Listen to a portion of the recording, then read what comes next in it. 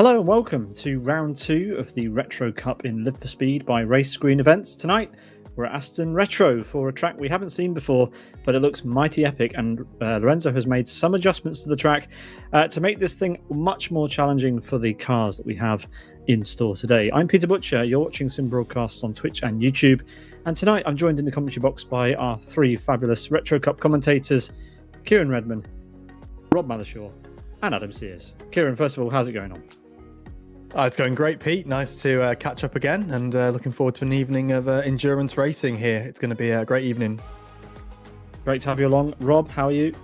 Not bad, thank you very much. Good evening, everybody. Really looking forward to this one after the first barnstormer we had last time. And Adam Sears, how's it going? Good afternoon. I'm so excited for this. It's going to be brilliant. Yeah, we're going to hand the mic over to you guys just in a while. But before then, let's do the formalities. We are going to have 42 laps of racing around this epic 7.1 kilometre, 4.4 mile Aston Retro configuration in Live for Speed. We're going to have that Le Mans style start, which we loved from last time. And we'll see if any drivers choose to do a driver change this race. We haven't seen any so far, but that doesn't mean to say the drivers won't do it tonight. And yes, this is part of a longer championship. Last time out 2 weeks ago, we had West Hill North RG Retro, which provided some spectacular action. And yes, this is a 7-round championship, which will conclude in December with that 2-hour special. But tonight, it's a 90-minute epic at Aston. And we're going to show you a 2-minute clip with all of the cars that you'll see tonight. Enjoy. Introducing the road class. Porsche Camera and Piran Firefly 200. These two cars are heavily matched and will bring some of the most spectacular action in the Retro Cup. These two cars have very different strength. For example, the Porsche is much faster in the straights, while the Piran Firefly is a lightweight car capable of going full attack in the corners and make for a great spectacle. Introducing the Group 5. These GT cars are absolute beasts, capable of reaching speeds up to 300 kph. The Fendt Mustang Pro and the Porsche will bring the heat on the Retro Cup calendar. These cars have different strengths. For example, the Porsche is an absolute monster on the straights, while the Mustang Pro is a much more balanced car. These two cars are heavily matched and will bring the heat on the Retro Cup. Introducing the Prototype 2. Based on the mid-70s sport prototypes, the Wessex R74 is a fan favorite of the Retro Cup. Introduced in the Season 1 of the series, this car is fast and very well balanced, and can even challenge the top class in some of the twistier tracks. You have to expect close battle and wheel-to-wheel action in all the rounds of the series. Welcome to the Prototype 1. This is the top class, the fastest cars of the Retro Cup. McElroy and Ferenzi. Two extremely fast and dangerous prototypes, capable of reaching speeds up to 350 km per hour. You'll have to show respect to these cars, or you could find yourself flying around the racetrack. McElroy is the most powerful car in the series, but the Ferenzi have better drivability. These cars will bring the drivers to their absolute limit and will bring some of the most spectacular action you'll ever see on Live for Speed. Are you ready for the challenge, Retro drivers?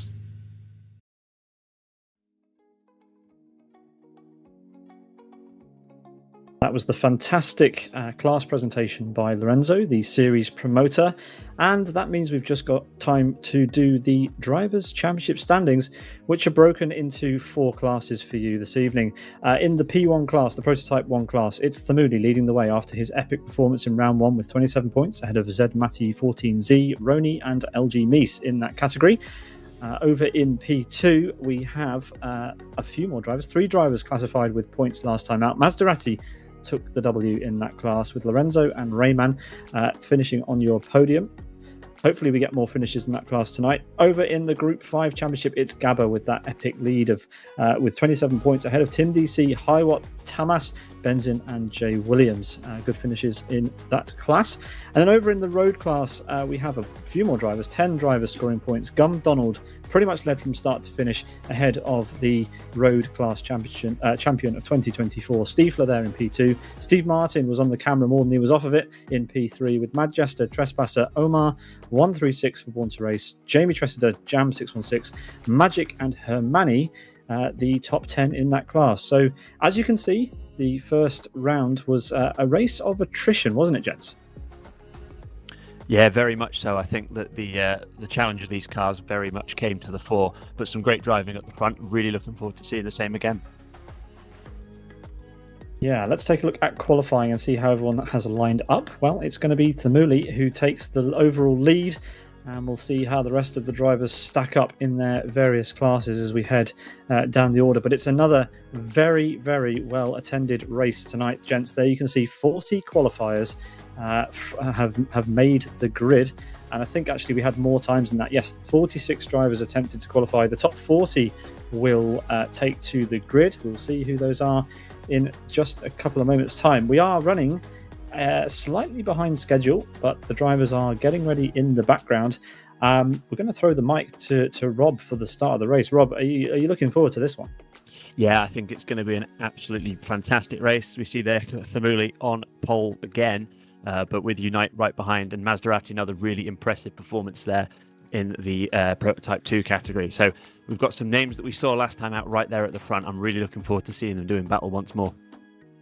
Yeah, a few names we didn't see last time, which is going to be fun for us to get used to who has joined us for this round. Of course, this is a series in which you do not need to register a sign-up. It is a pickup series, and Lorenzo is in the background getting the drivers to join the track as we await 90 minutes, 42 laps of racing around this custom Aston retro track in LFS. It's going to be pretty good fun. I'm going to give my voice a break and hand over to our three fantastic new commentators here on Sim Broadcasts. Enjoy it, gents, and we will get those engines fired up just as soon as we can. The race is starting. Rob, over to you. Thank you very much, Pete. We are here, of course, in Aston. It looks like a great day for a sim race, and everybody's lined up for this Le Mans start. We have Thamuli on pole ahead of Unite, with Maserati in third overall, first in the Prototype 2 category. As this all shapes out, we'll see what happens in all of the other classes. It looks like Gabba is going to be first to lead us away in the Group 5 category, and in the road class, it looks like Stiefler. So we are ready and waiting. I've got in my ear from Chris that the lights are on, and we are racing here at Aston. Thamuli looks like he's got a good start. Maserati, I think, going to try and hang it around the outside. We've got Mies spun off in the back. He's having to wait for the field to stream through here on the camera, but Thamuli away cleanly in through to the first proper corner at turn 2, with Unite, Maserati and Twin Cam following behind. We've got someone wide there, but the field streaming through these sweeping corners early on. Yeah, Meeks actually got lifted up there at the rear end before he spun, so that was pretty dramatic on the start there. But it did seem like, because it's a wider start finish, it was actually a bit more sedate start than last time out. Yeah, absolutely. Thamuli looks like he's streaming away. Gabble there leading the class in Group 5. And everybody looks like this time for this race, they've all settled down into a rhythm and got into a single file quite quickly through these early corners. Of course, the fast sweepers through 3, 4, 5 and 6. But Maserati looks like he's going to be under pressure early on here from Lorenzo, with Simox not that far behind as well. So here we go, side by side. Lorenzo's going to hang it all the way around the outside of this left sweeper, but there we go. Brilliant stuff there from him. Yeah, this is close action here in the Prototype 2 class, as Lorenzo keeps looking again for a move on Maserati, sitting on his tail as tight as he can as he heads down into this bottom section here, bottoming out and following him in through tight. Not too many passing opportunities here, obviously waiting and biding his time, sitting in the draft as he holds a nice tight apex there. Looks like Maserati got a bit of a better run out of that corner, maximising his turns as we now head under the bridge and into the bottom turn. Yeah, Maserati there just looking like he's going to put Lorenzo under pressure. But yes, and here we go. We're going to see the third place car as well coming in for a move there. I thought he was going to be a bit closer there. You can see the banking just on the outside of turn 19 as they now head down towards that final part of the circuit. Dodislav there in 32nd overall, already with a bit of damage with a deranged front right, unfortunately. And as we see here, Maserati looks like he's got a little bit of breathing room now as they head onwards. And I think we've got behind a move where so Lorenzo looks like he's lost a spot.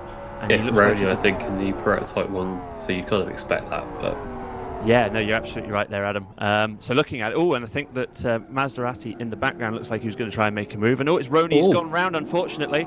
He had made a good move there in the prototype one, but unfortunately he has just gone a little bit awry there and loses a whole bunch of time, unfortunately. We'll it's very talk well about rejoining not to jump in anyone's way there, though. Yeah, very good work there. As we see Unite on the camera, already a second and a half off already from the lead. Thamuli once again looks like he's set to absolutely fly today. So it's going to be really interesting to see what he can do. But we do have those 4 prototype 2s in 3rd to 6th, really close here. We've got Zlatanov here in 13th, 4th in Group 5. So at the moment in the lower categories, Gabor leads ahead of who's that? I can't quite see. Iraid, and then Kirill with Zlatanov in 4th, and then in the road category, we've got Trespasser leading, I believe. So yeah, frantic start here. Apologies, it's Sufor leading, and Dodislav is now in the pits to hopefully repair his prototype 2 machine. We've got a very competitive grid and some of the similar faces again heading to the top of their respective categories. Thamuli heading prototype 1, Maserati heading prototype 2, and we've got Gabba heading the group 5 class. But the only one there I think that's not leaving the class is Donald. He is back in the pack, I think 4 down from his original position there. Yeah, Donald running in P24 but 4th in class. We're right on board with him now. Hopefully he can make up those places and rise back to the top of his class. His drive, I'd like to say, gents, went quite underrated recently. I think, as I'm just getting in my ear, that Trespasser is getting even close to Sufor now as we look at the lead for the road category here. It was all about the other car in the class at the last race here, but it seems to be that that this one in particular seems to be the rear-wheel drive front engine vehicle, seems to be the car of choice, gents. Of course, Trespasser last time was upside down at turn 1 in the gravel for a good couple of laps, so he didn't really get to show any of his speed or ability last time. You're absolutely right there, Sears. The Trespasser already having a much better start to his race. It's interesting that you mentioned as well, Kieran, about the possible shift in the power dynamic in the road category. I know that, Adam, you've got a bit more on that for us. Yeah, so there's been a couple of minor bop changes. So the Ferenzi Prototype 1 has had an extra 30 kilos and an increased engine restriction. And then the Porsche in the road class has had an increased engine restriction based on last time with their incredible start-finish speed. Absolutely. We're hearing that Twin Cam from P2 in Prototype 2 has lost some time there. As you can see on the screen, he's fallen back a little bit in the order there, unfortunately for him. Looks like he's still managing to battle that. And here we go. We've got Trespasser around the outside of Sufor making the attempt into what looks like, I think that's the final chicane as they head towards, no, it's not apparent. It is, sorry, yes. Sorry, new circuit to me, so apologies for that one. Trespasser putting Sufor under a lot of pressure. Here we go, now they're heading into the final chicane, but Trespasser well and truly in the slipstream of Sufor. And it's just a question now as they head over the start-finish line, will they go around the outside? He's going to try and on the right hand of Kink, and he's going to get the switch back into the hard brake, and he's got the inside line, and Trespasser squirrely on the brakes there, but as he heads into turn 2 nails the position. But Sufor is actually going to fight back here. He's going to have the outside line for turns 3 and 4, but Sufor takes it back. What a move, gents. Great stuff there. Chops off the front nose there of Trespasser. I was going to say the start-finish straight has kind of shades of Imola about it with the right-hand kink down towards turn 1. But yeah, Sufor and Trespasser putting on an absolute great show there. It was a brilliant move from Trespasser to get up and ahead, but just into that braking zone. The characteristics slightly off camber. Sufor able to get the cutback and overlap as he now aims to grow that gap from himself to Trespasser, but we have Thamuli coming through now and the leader as he heads, and it's 5.46 seconds to Unite there. The gap, it's growing, gents. It's growing and growing. We are 4 laps down. Yeah, Thamuli there, absolutely flying, 6.2 seconds ahead, and they are a further 8 seconds ahead of Cratch, third in the Prototype 1 category. So one of the interesting dynamics to look here is the Prototype, as we see Kirill going off there. He was right up at the front of the Group 5 battle. Unfortunately, that's going to drop him right down the order. We've got 8 of the Group 5 cars, all in 9th to 16th, very close battle pack there, so that was going to cost him an awful lot. And then as you see on the screen, we have Mies coming through in 16th overall, 4th in the Prototype 1 category, with Roney after his earlier excursion in the McLaren in 5th in the class, 18th overall, 45 seconds off of that leader of Thamuli. But yeah, one of the interesting dynamics here is that the lap times between the Prototype 1 and 2 cars at the head of the field for each category were only really a second or a second and a half difference. So the pace differential not massive. As here we go, we see Stiefler looking to try and take second in the... Oh my goodness me, we've got one of the Prototype 2s. He's taking the race leader off. That's huge. That is huge. That is absolutely huge. Sufor from the class lead gets wiped out there. There's going to be significant damage on Sufor's car there. Gents, what is the quote? The racing gods giveth and the racing gods taketh away. Rayman has ruined Sufor's race. Oh, apologies, it was Dodislav. So we saw Dodislav earlier with a car that looked extraordinarily deranged, and unfortunately he's had another issue there, but it hasn't just affected his race. He has removed the race leader in the road category from, well, possibly from contention, but certainly causing a huge accident. Looks like Trespasser is now leading in that category, having avoided it with Stiefler right behind. But yeah, that's a massive shame this early in the race to lose what it looked set to be one of the most intriguing battles for this race. A reminder for the rules in this series: if you do have a crash like that, you can leave and rejoin after a 1-minute penalty. If you fail to serve that penalty, you will be disqualified, and then your laps that you've already completed will be added back at the end of the race. So it's not all over; it's just not great. I cannot believe that more people were not caught up in that. I thought we were going to lose our top 3 runners and it was going to come quids in for Donald, who was running, I believe, in P4 in position, but I'm just absolutely gutted for Sufor. I'm hoping he can get himself back on the track and ready to go. As Adam said, just that 1-minute penalty and get back into it and see what happens. We've got a battle here in the Group 5 categories. We move away from that now with Hiwa and just into the first turn there. We've got them swapping positions. It's Kapal versus Hiwa, I believe, there as they head into the chicane through, and Kapal is through, takes P13, I believe, P13 now. Absolutely there, P4 in category for Group 5. Really close racing throughout the field here.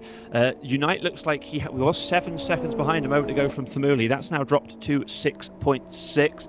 Everybody's lapping the cars in the faster categories now. So Thamuli, as was the game plan last time out, running fast, consistent laps. But as he gets to the traffic, I'm assuming that there's going to be very little in the way of well, I don't know what the word I'm looking for is, but we won't worry about that. Unite is now 7.6 behind, and actually Unite has dropped a little bit further back, so Thamuli now he's back into the clear air, while Maserati leads by just over 2 seconds in the Prototype 2 category, coming up on that possibly might have been one of the race leaders, or one of the leaders in the Road 5 class. We've got Simox and Varenzo for P2 in Prototype 2. Simox looking like he is very racy today, and indeed he's going to try and have a look. It's the road battle in front that nearly causes them to have a problem, but a great move on the inside there from Simox, inside the banked corner. Lorenzo looks like he tried to run it wide and possibly make use of it, but doesn't quite manage it as they now head down towards the final chicane in the circuit. But Simox there, a great move, very clean to take second place in Prototype 2.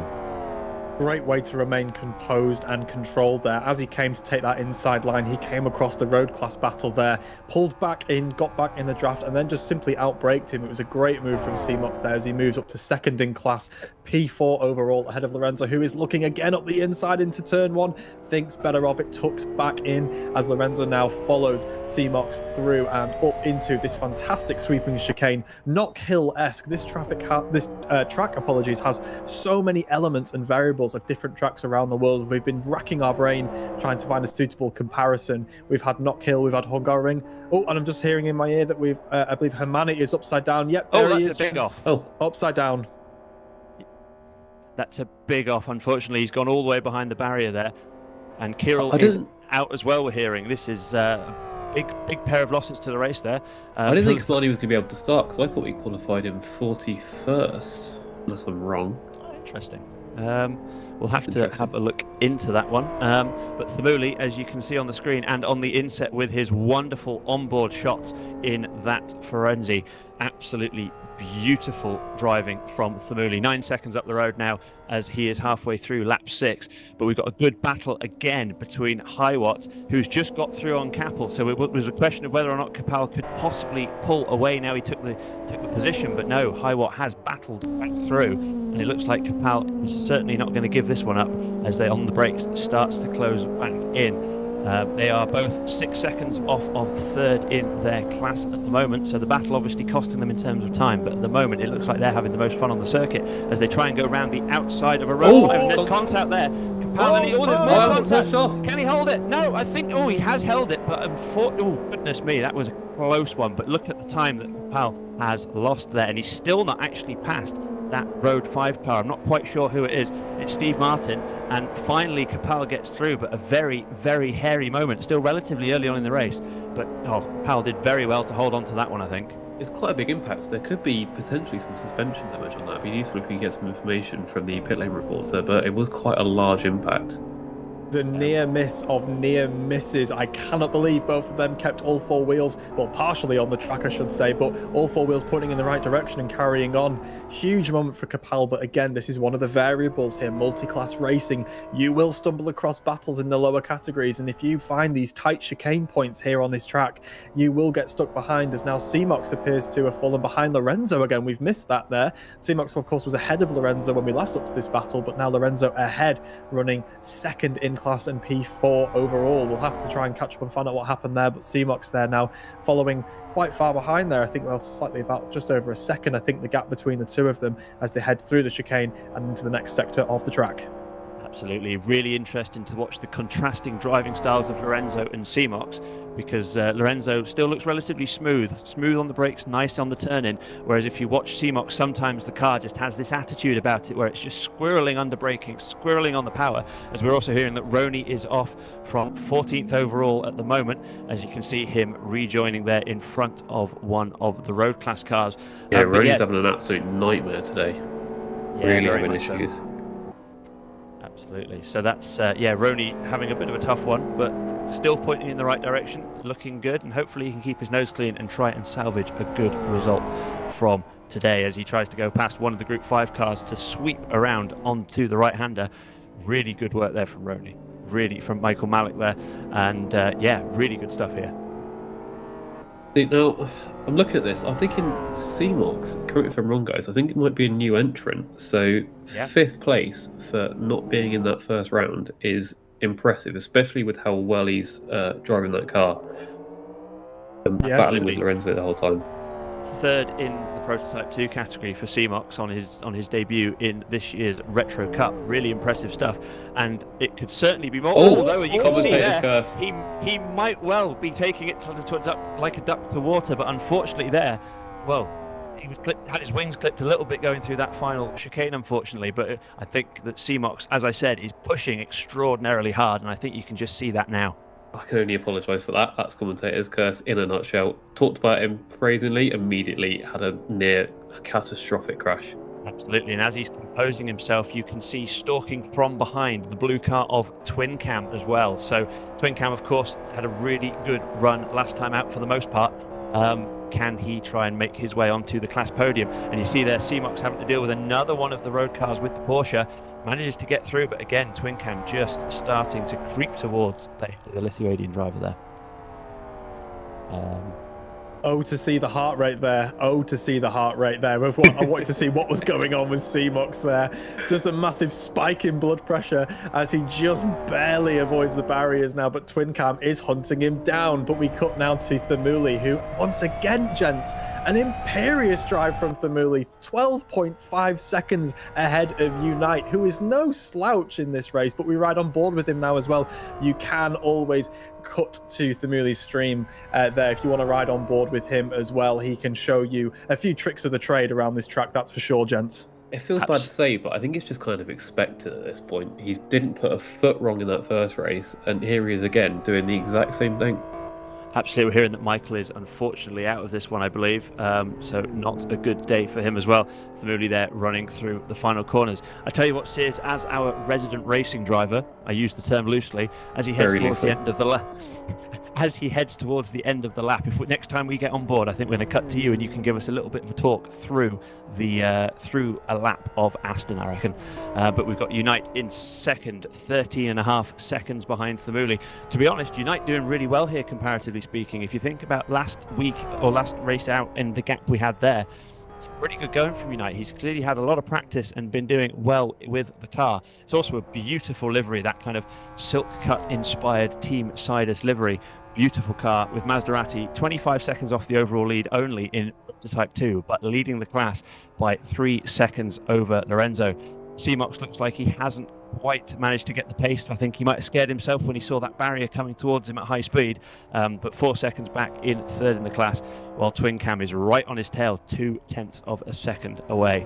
You did raise a point about the liveries there. That's something I wanted to talk about. We should have a think over the course of this race on who we're going to give our commentators best presented award to now that we've got the pretty much the whole field on custom liveries. It's not an official award, but it's one I've just made up. We know who our employers are. I think it's got to be the car that's on screen leading the Group 5 category with that wonderful sponsorship on that big front splitter on the Mustang. I mean, you're saying that, but it's purple and black. It's Dick Dastardly-esque, and it's kind of Wacky Racers adjacent, really, if you think about it. Some of the cars and some of the moves maybe we've seen earlier in the race, of course. But Gabba, once again, just leading from the front of his class. Of course, he was our previous class winner, I believe, in Group 5 at the last round. He's updated his livery and is still continuing with the same old, powering through, leading from the front. And if anyone else in the higher categories trips over themselves, he will take further honours. He's running P9 overall. But bear in mind, I think he finished P5 or P4 overall last time. It was a really strong round for Gabba in the previous race. Absolutely. Was it Gabba that scooped, or was he the one that was scooped last time out? Ooh, now you're asking. I think he was taken out. Yeah, he was taken out down the back straight. We're hearing. He might well have done a bit of everything. It was a busy race. Also, in terms of the best livery, this one says it's beer time on the front, so I'm picking this one. That's a standard one it comes with, but it is. Yes, I know. It's a good looking It is car. nice. Absolutely. But yes, anyway, back to the race, gentlemen. In 18th position overall, we have our road class leader of Trespasser ahead of Stiefler and Mad Jester. We've got Thimuli back on the screen, and there we go. Mad Jester in 20th position, third in the category, but 5 seconds behind second in this orange car. And we're cutting to, who's this? Is that second in race overtaking Stiefler? I believe it is as well, putting the lap on him. But Stiefler there going through the chicane very hard over the curb. Stiefler clearly not hanging around, cutting and clipping the tyres there. He is taking every single last inch of this track and then a little bit more, hanging it on around the outside on the geo block on the exit as well. Stiefler's pushing hard, but he's getting the reward so far. Taking all of the track and more there from Stiefler. He's pushing like it's lap 41 and 42, not lap 10. A long way to go, Stiefler. Calm it down, as Maserati now the next one on his hit list as he tries to track down and continue to make inroads into the top two, but also further his advantage over Twin Cam, who I believe has overtaken Simox, and Lorenzo down in P7. I think, gents, we've missed something there. Lorenzo down in P7. He's dropped from second in class to fifth overall as he continues to run and get slightly sideways. Right. He's off. Lorenzo, he's off. I think it's going to be even further down than that now. That's crazy. That's unbelievable. I don't think he's getting out of this gravel, and he's lit up the rear tyres. He's moving forward. I think he'll just manage it. But yeah, Lorenzo desperately trying it. Lorenzo's lost a couple of spots, and in trying to recover, slid the car all the way around. I think it was turn 2, and then has managed to pull it back out of the gravel only just. But that's a disaster for Lorenzo. Obviously, he's been running really well so far today, but unfortunately that's going to drop him a long way down the order, certainly in terms of time, and into 5th in the category. Oh, he's off again.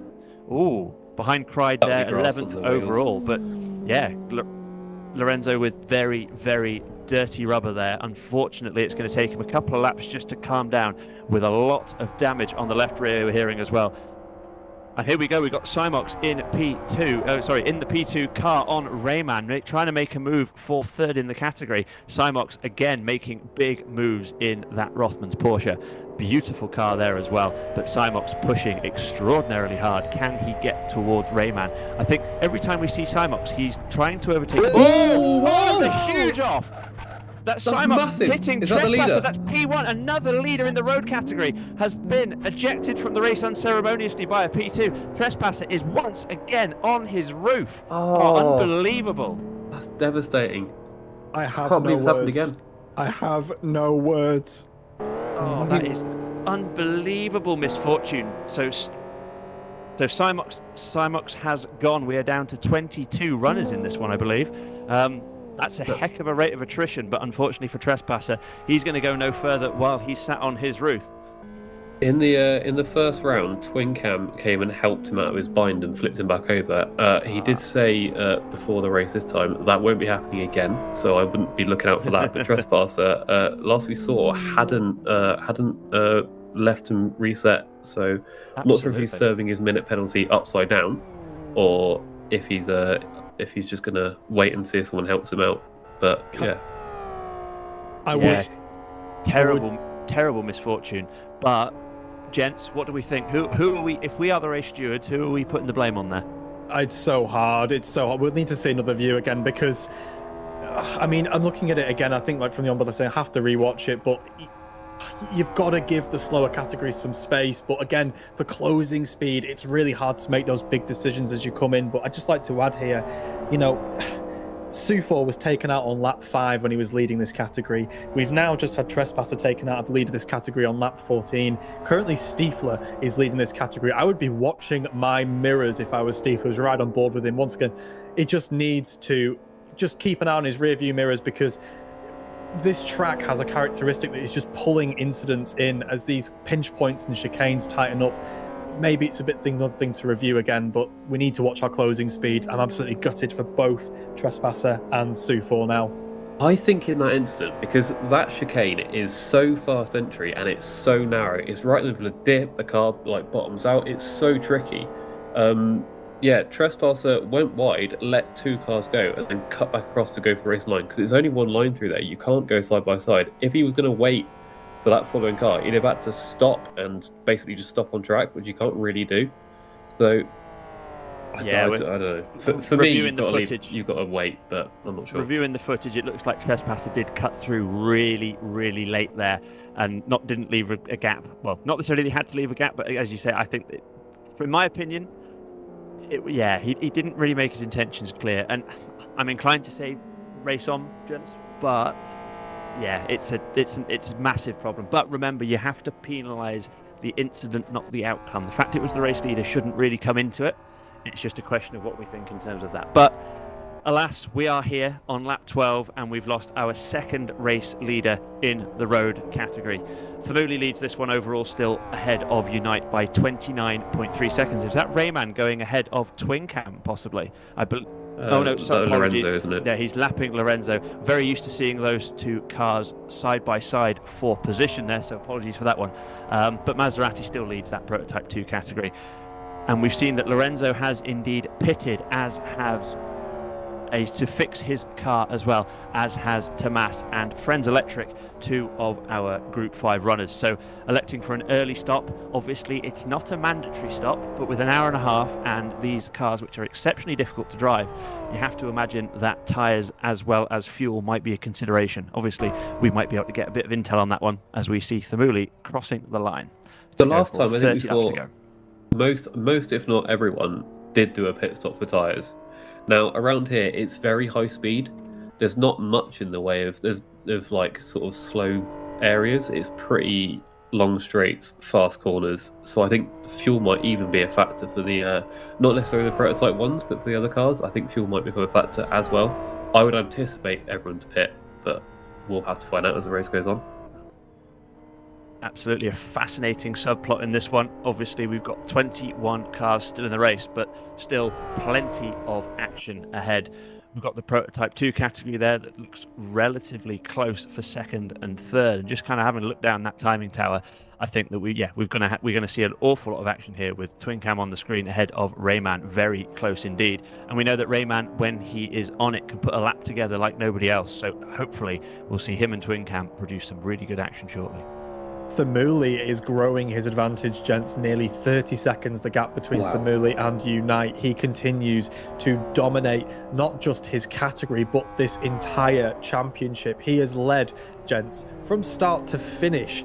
If we discount the pit stop side of things, I cannot get over how he's in a class of his own, gents. And is there anyone that can categorize and catch up to him? But he continues just to plow on, and we've been present.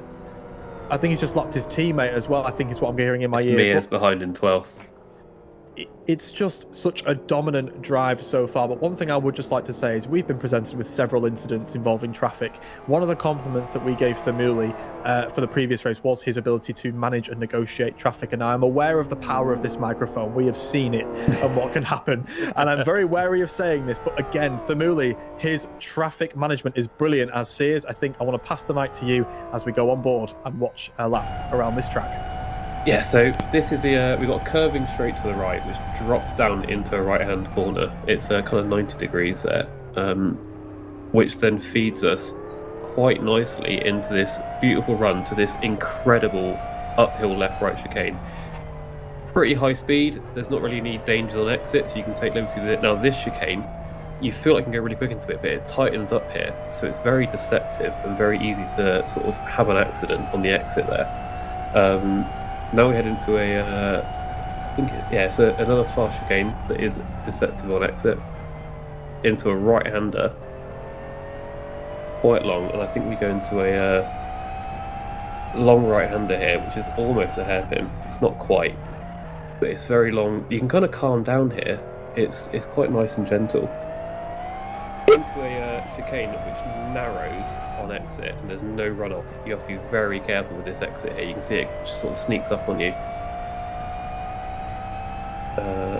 Gentle uphill right into now we get into like a set of sweeping corners. It's kind of Porsche curves a little bit.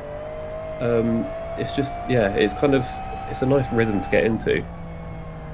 You get into a lot of elevation change here, and then into a curving straight, which kind of feeds to the right. Yeah. First big crash was up here.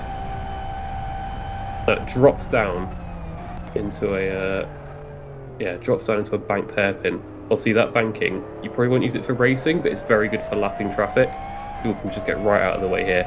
Now this chicane, this is where we saw that accident earlier. It's so tight, it's single file. You cannot, and that curve on the inside just likes to launch you into that barrier on the outside. You've got to be so careful through there.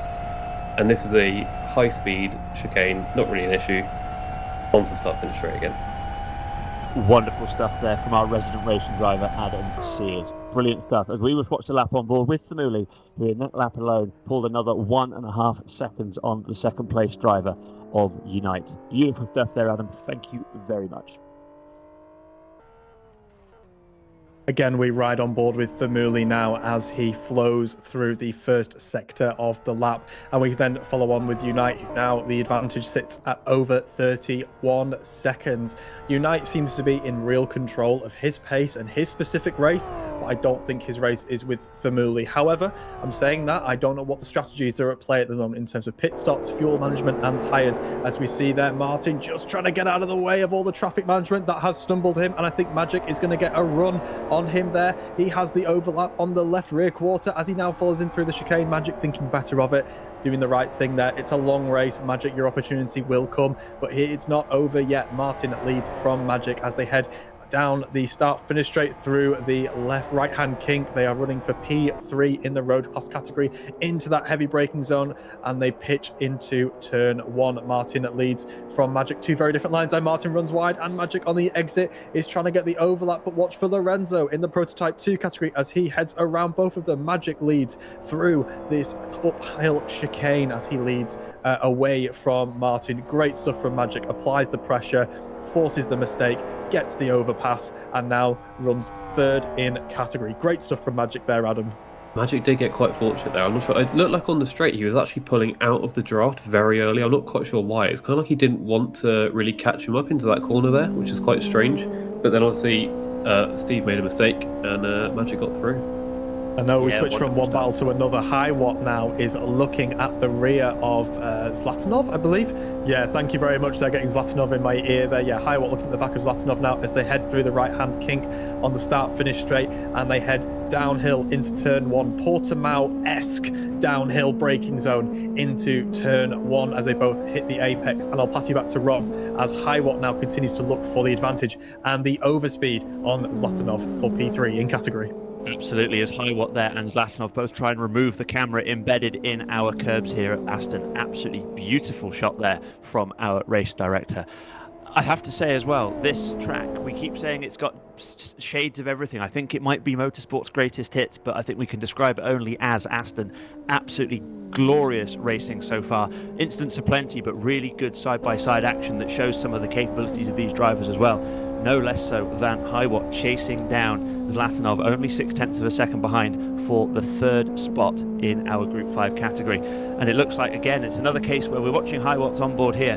Relatively nice in the terms of wheel movements, not too much in the way of instability in the car, while we're watching Zlatanov ahead, sliding and squirreling around every single corner here. I think Zlatanov is pushing extraordinarily hard here. I think he went a bit deep into that chicane, got all over the curb, and it really unsettled the car. He lost a lot of time through there, and it's just bled off all the way down this high-speed section. He's just losing time hand over fist.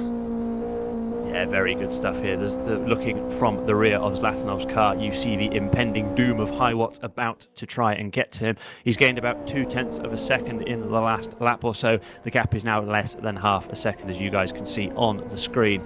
Highwatt looks like it's only a matter of time, but yeah, I think that this one could be a battle that rages on. Yeah, Highwatt continues to apply the pressure as we have Thamuli on the back of them now as he tries to navigate the Group 5 traffic. Can Thamuli do that trademark traffic management as we head into that pivot point? Nice work there, staying nice and wide as, there we go, Thamuli navigates. Oh, there we go, we've got 3rd place off. It's Zlatanov spins in front of the race leader. Another absolutely critical moment there, 3rd in the category, nearly taking off the overall leader in the race. Highwatt, of course, now through. Unfortunately, we were robbed of a good battle in terms of an overtake, but yeah, nonetheless, Highwatt up into 3rd as Thamuli now looks to negotiate one of our road category cars, again without incident, as Thamuli now heads into the left-right chicane of turns 3 and 4. But I think that's just indicative of everything for Thamuli. He is so calm, cool, calm and collected, and at the end of the day, things might be happening around him, but touch wood, they're not affecting him directly.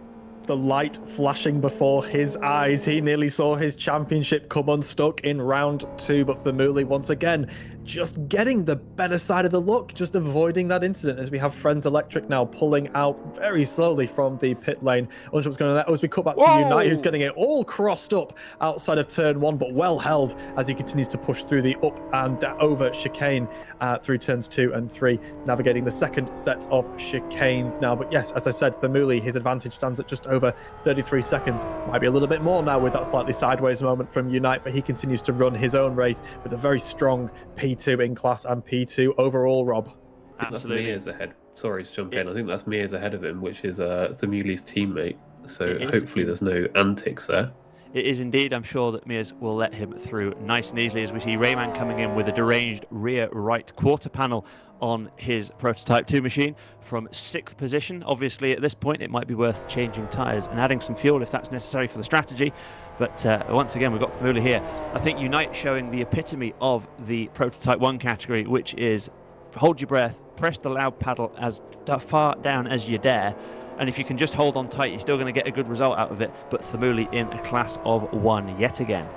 Embrace the Cotlam and Cray mentality. When in doubt, flat out. Unite pushing with everything he is to try and catch up. But again, the advantage grows by another 1 second now. 34.29, the advantage for Thamuli over Unite as he continues to push through. We are not even halfway through this race, gents. That is a huge advantage for Thamuli. He's going to have a pit stop over Unite very, very quickly as we see Redman pushing for every inch of track out of the pits as he heads back onto the racing line and continues with his result. I think he's pulling ahead just of Magic there, just catching the livery. Yeah, Magic there, still ahead I think P3 in category for him. Mad Jester there ahead of him now, but we've got Group 5 category coming up behind him. A lot to go around the outside, and then we have Zlatanov there recovering from his spin and his earlier moment. No damage on his car, I believe, gents. I think just a scary moment for him. I think he'll compose himself, get his head down, and continue to push on for a good result, which he is still on track for. Only 8 seconds behind after that spin as well. But I think going on board with the two front runners, it's interesting to compare the differences because Unite is looking very squirrely. He's all over the place. He's pushing so hard. It's sliding everywhere. You look at Thamuli, it just looks relaxed and composed. Like he's not really having any kind of qualms or worries. He's just driving the thing. Nico's pushing and pushing, and he's still losing a couple of seconds a lap. Interesting to see. Yeah, that's very true. Unite racing for his life here, whereas Thamuli looks sometimes like he is out for a Monday evening drive, in Aston. I'm a whole day ahead of myself. That's how far Thamuli is. He's actually a day of the week ahead of us all. Less of a prototype 1 car, more of a DeLorean-esque. We are engaging the flux capacitors, gents, here as Thamuli pushes on and tries to increase his advantage. 32.91 seconds. I think minor traffic getting in there, closing the gap up, but we also have Maserati still leading his category in prototype 2 ahead of Twin Cam. The advantage there, couple of seconds, looks nice and composed there from Maserati, same as round 1. Lorenzo, I know he's on a slightly different pit strategy, but has had a couple of spins. Let's not forget his race coming totally unstuck in the dying moments of the last race, going for a big high speed off and then ending up outside of the circuit, but still managed to recover to finish P2. Can he go up the category again? I just wanted to point out something I've noticed with the car choices this race, and well, same with the whole championship really. In terms of prototype 1, almost everyone has gone with the Ferenzi. I think only Roni has gone with the McLaren. Obviously, prototype 2, everyone's on the same car. And then Group 5, again, pretty much everyone is in that Mustang. I think it's just Friends Electric who's new to the series. Sorry, there's a race going on here, Kieran. Yeah, having a look there, Lorenzo's trying to unlap himself now as he tries to navigate round Twin Cam. It's Martini versus Agip. Two great liveries, two great drivers as Lorenzo keeps looking. He's looking left and looking right. He's using all of the runoff he can. He is in the slipstream of Twin Cam. Can he make the move? He's looking up the inside, which switches to the outside into the heavy braking zone. Is there anything going? Nothing doing there. Can he use the advantage of the banked curb? I think not. But we see Twin Cam getting all sideways out of the exit there. Lorenzo is hunting him down as we head into this very tricky and tight chicane. Twin Cam taking the single line. He can afford to take some space there and breathe. Whoa, that's nice and close there from Lorenzo, pushing for everything he's worth. I think a slight advantage grown. Oh, and I'm hearing that Mies has crashed. Mies is off. Big one. Mies is off, guys. Big off there for Mies, teammate of the race leader. It looks like that the car is mostly intact, but unfortunately that was a very high speed one. I can't quite see where it is on the circuit. In fact, at top of the corkscrew, I'm hearing it in my ear from Pete, but that actually doesn't look particularly good. The front right is a little bit damaged, I'm going to say. So yeah, unfortunately for me, another incident. He had a very incident-packed race last time out, unfortunately. But it's a race of attrition. He is still 5th in the Prototype 1 category, and every little helps when it comes to points in a long championship like this, and particularly for races like this where we've now lost half of our initial entry before the halfway point of the race. I was really hoping we'd see Mies come back a bit stronger than last time. Last time he was just off quite a lot. He was having incidents the whole time, and at one point he just couldn't get off the grass. He spent about 30 seconds trying to get off the grass. I was really hoping we'd see a stronger performance, but it doesn't look like it's going that way. But just on that, though, I would say that Mies did get involved in an incident at the start of the race. He was spun and had to rejoin in last position, so he was on a good recovery drive. But again, proving how difficult this Prototype 1 category is. It is not an easy car to drive. I mean, maybe you can comment a little bit more on that, Adam, because I know you did give these a bit of a test run again. But Thamuli, I think it just speaks to how well he is performing, and Unite to an extent as well, as they continue to lead with little to no problems. But yeah, the Prototype 1 car is a handful, as is every single one of these cars here. But Thamuli, again, 35 seconds the advantage. But yeah, Adam, potentially you can comment a little bit more on that in terms of how difficult the Prototype 1 category is. Oh, I just had a dabble with the Group 5 on this track just to see where it went. But yeah, when I tried that, I tried the McLaren in the Prototype 1. It was, I would say, undrivable. I'm not obviously that talented, but yeah, I just couldn't even, I mean, it was just spinning the whole time. You'd get near the throttle and it would just try and step out on you and go everywhere. It was so tricky. But that would probably explain why only Roney has gone with the McLaren. Absolutely. I did say that you were our resident racing driver. I didn't say that you were a professional, so I don't blame you for not liking the Prototype 1 there. There's a reason I'm on the microphone and not behind the wheel. I think that speaks for all of us. Absolutely. Although we are hearing, of course, that Adam Sears will be racing tomorrow, so you might want to talk to us in a little bit later on in the RTFR race. But looking at the timing screen, I was about to say that Steve Martin looks like he's on the verge of battling for third in the category, but as I say that, he's now 2 seconds back, so clearly not keen on one of those podium positions that means you immediately get ejected from the race by a Prototype 2. No, and who would want them? Once again, for anyone that's just joining us, we have had chaos unfold for the road category. On lap number 4, we had Sufor taken out from the lead of that category, and then on lap 14, Trespasser was leading that category and taken out as well. We're still 50-50 on who was responsible for the incident. Oh, Me's running wide there on one of the more banked turns. Yeah, again, still 50-50 on whether who's responsible for that incident, but again, tight racing and a classic example of what happens when you put different cars, different categories, different performance outputs on the same piece of tarmac, and what a challenging bit of tarmac it is. This circuit is taking no prisoners. We have lost over half our original field, and we are only just crossing over the halfway mark. Yeah, we are exactly halfway in this one now, so I think, gents, if you don't mind, we'll go for a run through on half the race. Half the grid remains, but we'll go through a little bit of an idea of who is where for you in this one. Thumuli leads this race by 37 seconds, the number 69 car in another imperious performance, 37 seconds ahead of Unite in second, doing still a great job in that Ferrari Prototype 1.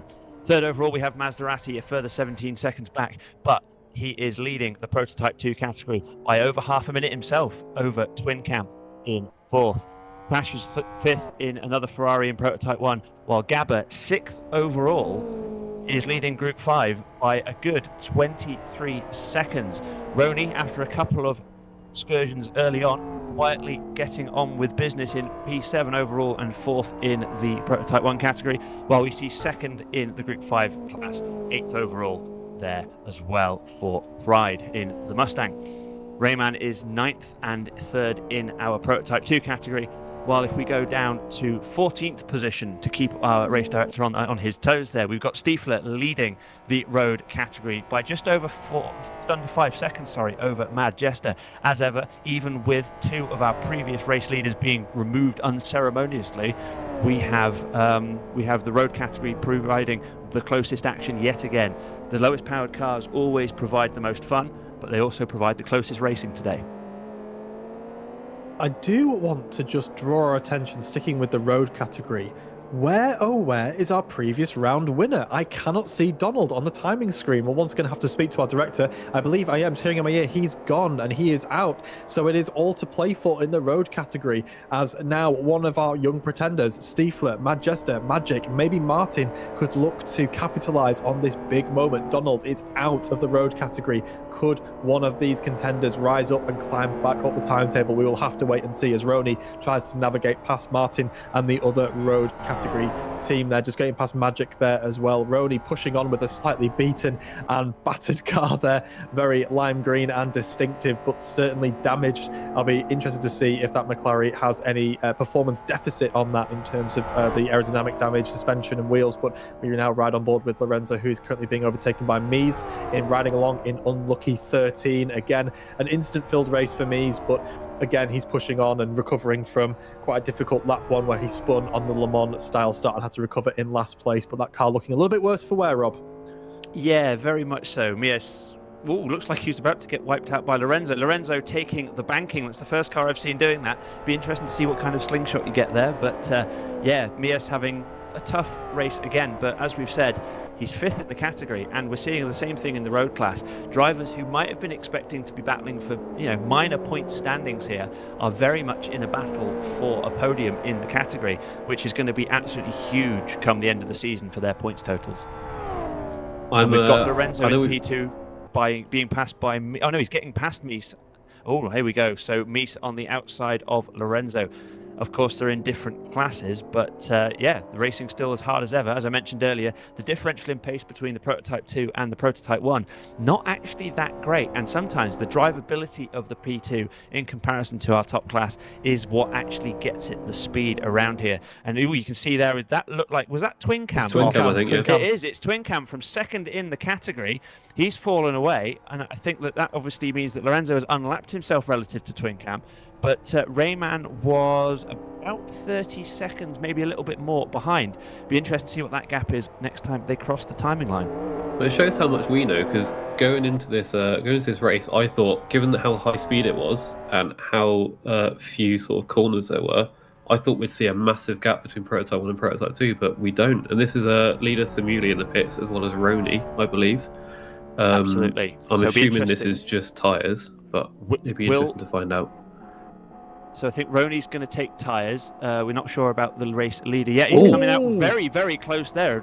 Very close release. He has taken tyres, the race leader. It's going to be interesting to see, and fuel as well. So fuel and tyres there for our race leader. It'll be interesting to see where he is relative to... Wow, that was great impressive. slide there. Unite is through and into the lead of the race. It's a matter of time to see for how long. Once we get word, we will give you the gap between the two of them, because of course it is always possible that the second place car of Unite now the race leader will try to stay out for as long as possible. It's 8 seconds the gap. I'm not sure that the tyre wear is going to give Unite an 8-second disadvantage here. I think Thamuli will probably make relatively short work of that gap, unfortunately, for Unite. But yeah, very interesting stuff there. The race leader splitting the race pretty much in two. We nearly had a disaster in the pit lane there when with Thamuli trying to pull out there. I'm just hearing in my ear that Donald, who I was mentioning earlier, did time out of the lobby. Unfortunately, one of those technical issues that you only kind of get with sim racing. But Thamuli there powering around the outside of Martin and up the inside of Magic, again navigating that traffic.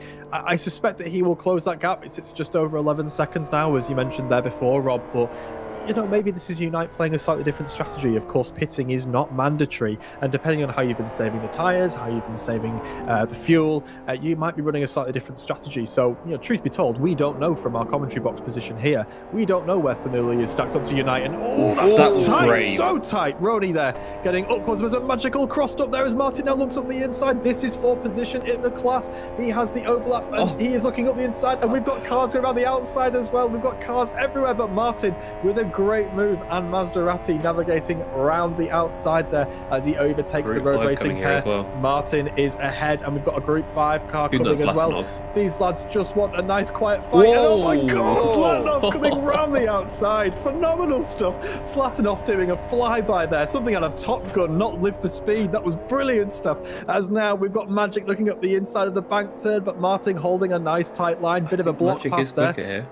He might very well be, but I just think this battle is brilliant between the two of them. This has been going for a few laps now, and long may it continue, gents.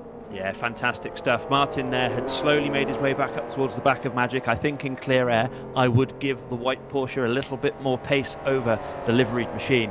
But yeah, now that Magic's right there in the tow and is able to follow, it's going to be interesting to see what happens. It's also very refreshing to watch P2 drive past road cars without having a magnet attached.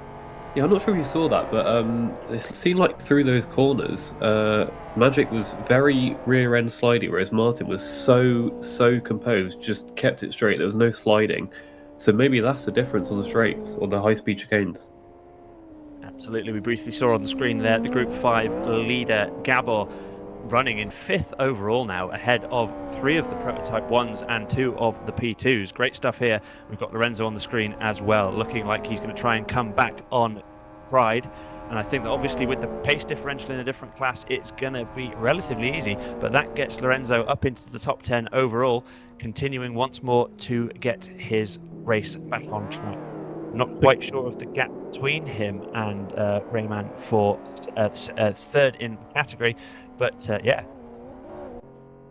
and we've got Steve catching P2 in road as well. Now Steve's been unbottled from Magic.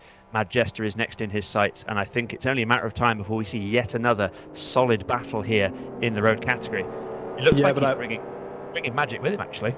I was just going to say, Rob, yeah, don't discount Magic. He is right on the tail of Martin as we head now at Manchester, who leads this pack of angry roadcast drivers. These guys just want to survive. They've been taken out left, right, and centre. The leaders and in the podium positions, they just want a nice, quiet race, but they're getting anything but.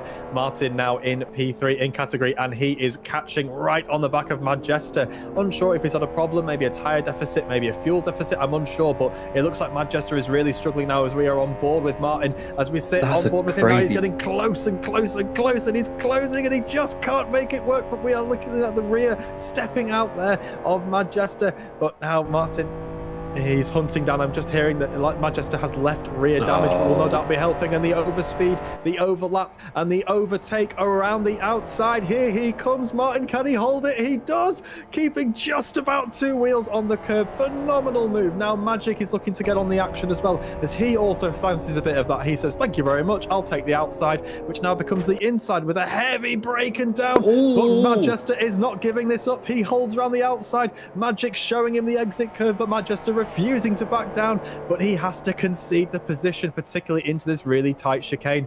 It is Martin there leading Magic, leading Manchester down 2 positions as he gets all sideways with full opposite lock. How do you like that, gents? Absolutely incredible stuff. And we've got Twin Camp coming through to lap the 3 of them. He has decided that discretion is the better part of valor and waits until he goes onto the pit straight. Lorenzo following through in short order as well. We saw there the Porsche has a 3% restrictor for the engine this race rather than the 2% previously. It has balanced things a lot more, but you have to say, gents, those 2 Porsches did fly past the Datsun. I think it's hard to compare with the damage. You can't. It's not really a fair comparison. That's what I was hoping, that there wasn't damage, so we could see if that was actually pace with the car in the straight line. Ooh, that's right great there, through going the hill there. Through. He's oh, there we go. We just saw Magic going very wide onto the AstroTurf on the exit, which has brought Mad Jester right back into play there between the 3 of them. But the question now for me is, obviously Martin still needs to look in his rearview mirrors, but if he keeps going here, 14-second gap to Stiefler and 17 or so laps, I think he might well be able to do this. Yeah, but if the history of this race is anything to go by, Stiefler needs to be looking in his rearview mirrors, because we've had 2 of our leaders of this category taken out while leading this category. So Stiefler has a long way to go before he calls himself a winner in the road category. I would just like to say again, for anyone just joining us, Donald, our previous round winner in the road category, is out. He disconnected. He is not in. I'm just hearing in my ear that Unite pits from the lead, gents, as he goes in. I think there's something. I'm not sure what's going on there. I think he's missed the pit in. He's missed the pit entry. He's managed to come back in, but yeah, he's lost a lot of time there. Thamuli from 7 seconds back was ahead before Unite actually got into the box at all. So a bit of an error there from Unite. Looked like some damage that needed repairing as a result. Here we go. You see Thamuli overtaking to lap his teammate Mies for in the lead of the race here, flying in formation, obviously getting well out of the way. There was Mies, but there was also a road category car just on the outside, Omar, who was did very well to get out of the way there. Really good work from the Datsun. Omar, the only one left in the race, apart from Mad Jester with that damage, only one left in the race with that Piran Datsun car. Yeah, good work. It's oh, here we go. Twin Cam has gone off in a big way there. Thank you for that in my ear from Pete at the chicane.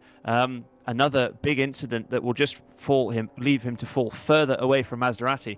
But crucially, that will also lose him an awful lot more time towards Rayman. So 7th in the race is Rayman, 3rd in the category. But Twin Cam really can't afford to keep on doing this. He has got a decent gap between him and 3rd in the class. But there's a long way to go, and Twin Cam errors just seem to start to be creeping into his race here. That is an interesting one there, because he's got through the difficult chicane and then got it wrong in what I thought was a very easy high-speed one. Not wanting to be the student that tells the teacher about forgotten homework, but in that incident involving Unite, did he run counterclockwise to the circuit to get back into the pit lane having overshot, or was that just my imagination? So the pit lane, I think, is just weird. We've got in our ear, we've got our pit reporters down there telling us what's down there. But I did think that initially, but as I think everything's okay. I think everything's okay. We'll stop panicking then. Absolutely. So on that, here we go. Okay, it's fine. So on the on the road class cars, I'll be interested to see if Manchester switches car at some point. We did speak to him before the series started, and he said that he's picked that car because it's easy to handle. But it'll be interesting after, as we see Maserati go in the pits. I'll be interested after these first 2 races if he decides to switch cars, because I think you're allowed to do that not between qualifying the race, but I think during the championship you're allowed to switch car choices, I believe. So I'll be interested to see if he does do some practice with that Porsche and switch.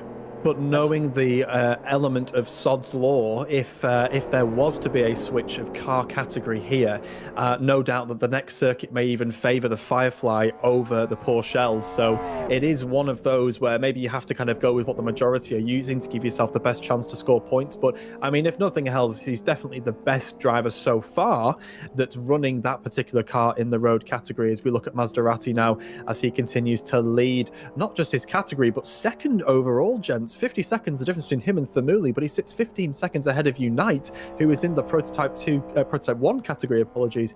We've said it before and we'll say it again. I don't think the deficit between Prototype 2 and Prototype 1 is all that significant here. What are your thoughts on that, Rob? Yeah, I'm in full agreement. Unite now over 1 minute behind Thamuli, having both made their pit stop in this one, anticipating no more than 1 stop for either of them. But yeah, Unite looks good. But unfortunately, it looks like he made that mistake that cost him a lot there. Gabba doing very well to get it stopped, locking all 4 wheels, it looked like, going into that tight hairpin on pit in. But pitting from 5th place overall and the lead of Group 5, a very, very handy lead indeed. Maserati as well, pitting and coming out ahead of Twin Cam, even with the stop. Interesting to note there, none of the road class cars have come in yet. That's a very good point. Twin Cam also the last of our other runners other than Zlatanov not to pit as well. So be interesting to see what they can do. You'd assume that those 2 would come in, but potentially road class cars might not have to pit at all if they're not as hard on their tyres. Absolutely. We don't think they're going to need to pit for the tyres on this one. I was going to say, one thing that I am noticing, though, if you look at all of our leaders as they enter and exit the pit lane, they are pushing for all the margin they can as that gets very tight through that chicane. Wow! And is that Thamuli going through there as well, round the outside? Thamuli navigating, again, another delt of danger. He just keeps avoiding it. It's brilliant stuff, but wow, that was very, very close as he now hunts down the Group 5 leader there as well. Gabba ahead of his respective category as Thamuli is on his tail and looks to overtake him. I think we've got Rayman ahead as well. So we've got some very fast cars coming up to lap the traffic. Thamuli thinking the better of it there, maybe thinking about a dive, showing his nose, but thinking better of it. This is a long race. I've led for 28 laps. I'd like to lead for the remaining amount as he continues now. We look back from Gabba on Thamuli, imperious and unconquerable. He continues to lead this championship, this race in dominant fashion as he looks up the inside again, showing his nose, but nothing doing. Gabba is not giving him the room that he needs to, but of course not obliged to do so. He is pushing hard. He's in his own race. He doesn't want to let him go, and he, to be fair, has the pace on him as he's under brakes now. You can see Thamuli is looking, taking a slightly different line. This will be slowing him down. He doesn't want to trip over Gabba. He doesn't want to ruin his race or Gabba's race, but there the overspeed, Gabba pulling to one side. His race is not with Thamuli, so it's a good job that he did move out of the way, but Thamuli continues to plough on and look towards the finish of this race. Something to note, Gabba and Rayman, is that for overall position? I know there are different classes, but are they together on overall position, or is he lapped? Yeah, they are. That is correct. That's an impressive. He's only a second behind a Prototype 2 and a Group 5. That's an impressive drive, I think. Yeah, it's been really good. And I think one of the reasons we're seeing Rayman push quite so hard, trying to put 5 wheels on his wagon there as he goes through the chicane earlier on, is that I don't believe Twin Cam has stopped yet. And execution is key in these races. And we've seen a couple of people making errors into the pit entry. So if Twin Cam doesn't have a smooth stop, as Thamuli, that's the closest I've seen him get to a back marker with Rayman. That was silly, I think. It was certainly a more bold move than we're used to from our race leader, but he's got through without any issues so far. But yeah, Rayman, I think, can just about smell the possibility of P2 in the P2 category. So yeah, it's going to be interesting. It is a 49-second gap, so it's going to need another error from Twin Cam. But we've seen them so far. It's not unthinkable to think that might happen. As Unite, I believe, got through on Twin Cam there, or at least they're very close to each other on the circuit.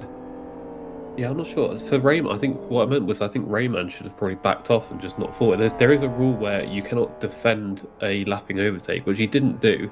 but he didn't make it easy either. He hung it around the outside and almost didn't leave him space on the exit just to run out. I'm not really sure what the thought process was there, but I would say there's quite unique dynamics onto the start-finish straight with that right-hand kink into the downhill turn and braking zone. It's slightly off camber as well. You tend to wash out wide, so could also be the characteristics of the circuit. And as we've mentioned before, the P2 category and the P1 category don't have quite the same level of overlap on the two. They are quite competitive and quite close to each other. So yeah, could be an element of a few things playing for there. But someone I also want to draw attention to that's having a quietly good race is our P5 runner, Cratch. I don't think we've actually looked at him the entire race, but he is doing quite well, running P5 and third overall in the category. I don't remember his name from the previous round, but he is negotiating some damage with that front left. You see that wheel completely exposed, damage to the side, no doubt maybe a brush with the wall or maybe one of the infamous chicanes, could be another back marker as well. But yeah, really good race from him. P5.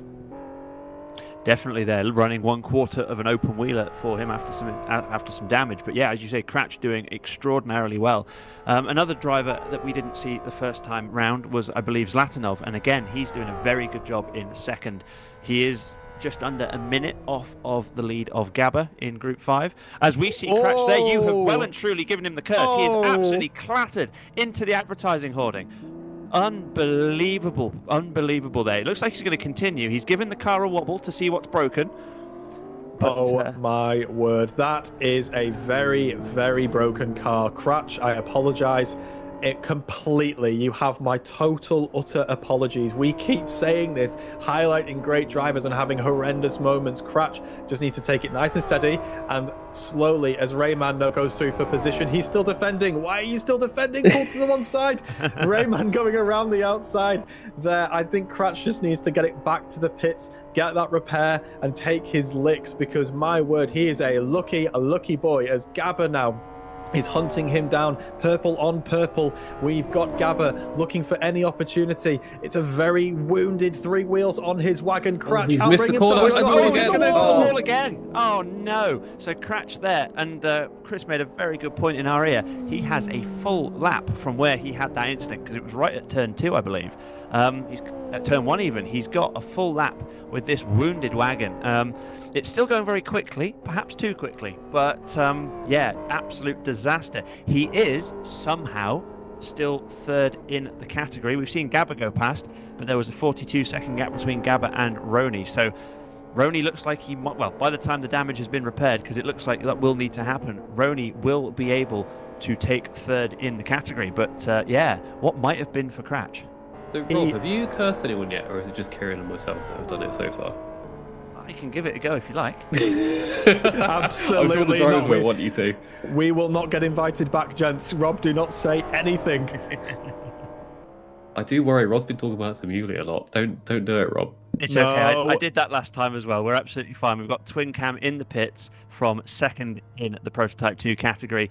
It was a big gap between him and Redman, so unless there's an issue from in the pit exit or for the rest of the race, we've got tyres, damage and fuel for Twin Cam, so it's the longest possible stop for him. I still think he's going to come out in a comfortable 4th overall, second in the category, and I am completely wrong. Redman has now got through into second and place Gabba as well, I think. P2. Gabba's going as well. Gabba's going. Oh, it's a big look over there. How on earth there was no contact there? Gabba managed to go around the outside of Twin Cam, but oh my goodness, on the cold tyres, Twin Cam locks up and nearly wipes out our race leader in Group 5. Limbs everywhere from me there. That was so close. It was unbelievably close. Oh, that was unbelievably close as well. Oh, Twin Cam there. I said if he has an issue, he didn't have an issue that much, but he is now in 6th position. I would assume he's got the pace to in make the pits as well. Finally, I'd assume Twin Cam's got the pace to catch that back up, but he does have to get through Gabba now, and Gabba has been quick so far.